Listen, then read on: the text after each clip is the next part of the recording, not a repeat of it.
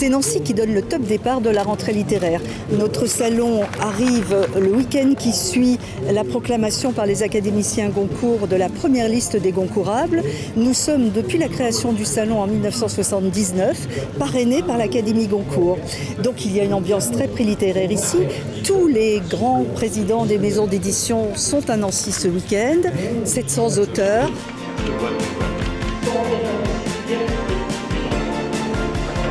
L'objectif majeur, c'est de voir les Nancéens ainsi que toutes les régions autour, voir les Parisiens ou autres qui viennent, qui se déplacent et qui viennent à un salon qui est le premier salon littéraire de la rentrée.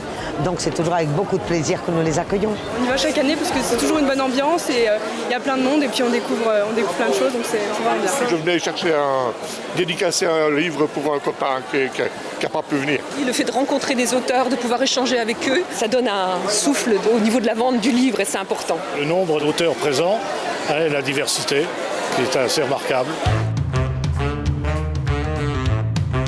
Depuis 14 milliards d'années, c'est comme la naissance d'une nouvelle astronomie. Parce que la loi de 1905, c'est d'abord et avant tout la liberté de conscience.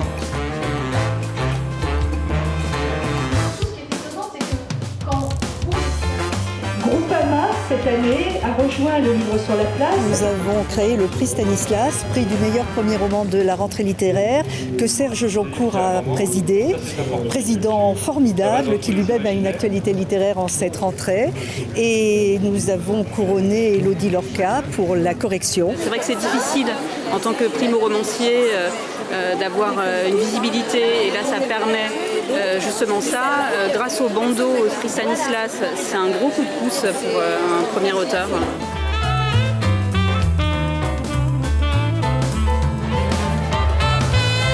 Plein de souvenirs et notamment il y a 2 ans pour Charlotte, mon roman, on avait fait une immense lecture à l'hôtel de ville par Elsa Zilberstein et un souvenir inoubliable. Un auteur, quand il écrit, il est seul face à sa page ou face à l'écran de l'ordinateur. Il ne voit pas qui va le lire. Mais au moment de cette fête du livre, au moment de la rencontre, le lien se crée, s'installe. C'est la joie dans les cœurs. Les mots ont cette capacité. C'est toute la question de la liberté de la personne. Est-ce que nous sommes libres ou est-ce que nous sommes déterminés? Mène l'enquête sur Dieu. Pour moi, Nancy, c'est à la fois le lieu des débutants, de la maturité et des consécrations. J'aime beaucoup écouter les autres auteurs parler quand j'ai le temps, entre 2 signatures. Ouais. C'est ce que je préfère. Voilà. Toutes celles et ceux qui font la rentrée littéraire sont là. Nous avons une programmation internationale avec James Ellroy, qui est un monstre évidemment de la littérature. Quelques heures à Nancy, c'est déjà beaucoup. Je participe à de nombreuses conventions du livre, un peu partout dans le monde.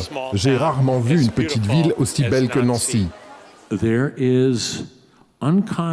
L'inconscience fait partie de la vie d'un auteur. Il y a une obsession qui se promène dans sa tête et qui se retrouve finalement sur la page.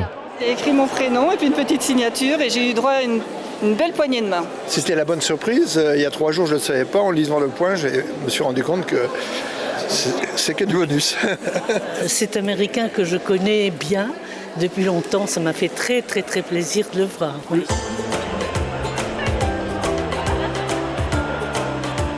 C'est un moment très important pour découvrir de nouveaux livres, que ce soit pour les adultes ou pour les enfants. Là-dedans, il y a plein de livres intéressants que je peux choisir. Et on voit l'auteur en vrai. Je lui ai demandé de me dédicacer, il m'a demandé mon prénom. J'en ai plusieurs, de plusieurs auteurs. Donc j'ai Claudel, j'ai Yasmina.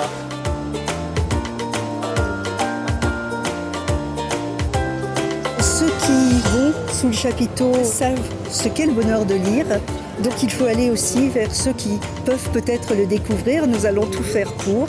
Je dirais qu'il y a en plus 50 sites dans la métropole du Grand Nancy qui sont concernés cette année par le livre sur la place et 5000 jeunes qui ont participé avec Lilian Thuram ou Alain Mabankou ou la journée scolaire parce que des écrivains allaient dans leurs établissements qui ont participé au livre sur la place. J'ai retrouvé les collégiens du Haut-du-Lèvre. On est descendu en tant qu'auteur avec ces collégiens pour interviewer un certain nombre d'auteurs. Ils ont eu le bonheur d'interroger Éric Emmanuel Schmitt, Serge Joncourt, Philippe Claudel.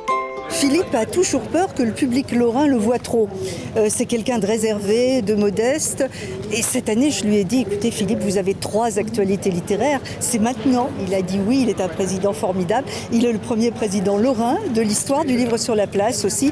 Et il est académicien Goncourt, donc c'est parfait. Ce qui est important, c'est d'inciter, si je peux faire quelque chose, si je peux avoir un petit pouvoir, c'est d'inciter justement les lectrices et les lecteurs à aller écouter les autres, aller à la rencontre des autres, aller s'enquérir de ce que tel ou tel écrivain, essayiste, poète propose et de dialoguer aussi avec celles et ceux qui sont autour d'elle pour écouter la même voix et de faire en sorte que cette voix féconde.